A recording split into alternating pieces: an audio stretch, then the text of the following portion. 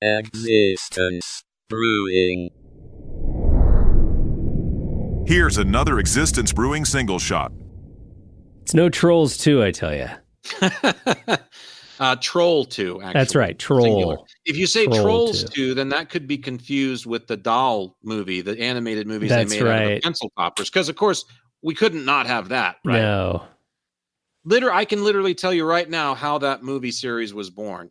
Somebody had one of those old troll pencil toppers with the hair in the writer's room, and they were spinning it around in their teeth, eating rotisserie chicken, as they said on one episode of The Simpsons one time in the writer's room, trying to come up with some idea to sell to the bigwigs. And they looked at it and said, "It hasn't been done yet. Can you believe it? Trolls. It's a thing." And what is the origin of this thing that is sitting on my eraser? How did it get there? They needed my old Russian exchange student in the room from school, Sasha Spoltkov. What is this troll you speak of? Who is this deceptor?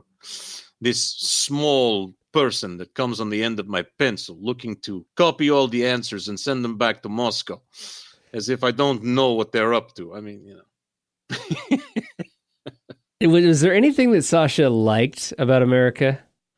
I'm not sure. I'm sure there were, but the problem with Sasha was that he was just veiled in mistrust. Like, you could tell that he came from the communist bloc. Either that or they trained him very well to come to the States. They vetted who they chose, because it was like, okay, we're going to bring some children in the exchange program over from the USSR. I know, before everybody starts shouting and yelling and throwing red ink pens. Just Tear down the wall. Tear down the wall. We're going to do this the right way and vet the children with psychologists from the West, of course. We wouldn't want them to be communist psychologists, because we know that would be as You know that counterintuitive. Sasha was a spy, though, right? I mean, Sasha, I think what they did was they did their due diligence in picking the most paranoid high school age kid from a communist country like that they could to send over here, because the last thing they wanted to do was leave anything but a negative impression about their world. And so by presenting him to us with this constant array of, what is this pencil you speak of? Who is this principal? When can I speak with this deceiver of man? What is this baloney you put in my sandwich? And the dark helmet thing is true. I mean, he really did sound like that. I'm not exaggerating. Didn't you say he had a mustache too? Close. He did. He had this. There was only one other kid who had a mustache that was that in at the time in high school, and his name was Eddie Dickerson. And he was that poor kid that was covered in hair. Like, he had a hairy back when he was 7. I wonder whatever happened to Sasha. Maybe we should do an entire episode of our search for Sasha. The search for Sasha Spoltkov. Well, I don't know, but he gave us plenty of laughs. Sasha, you want my ding dong?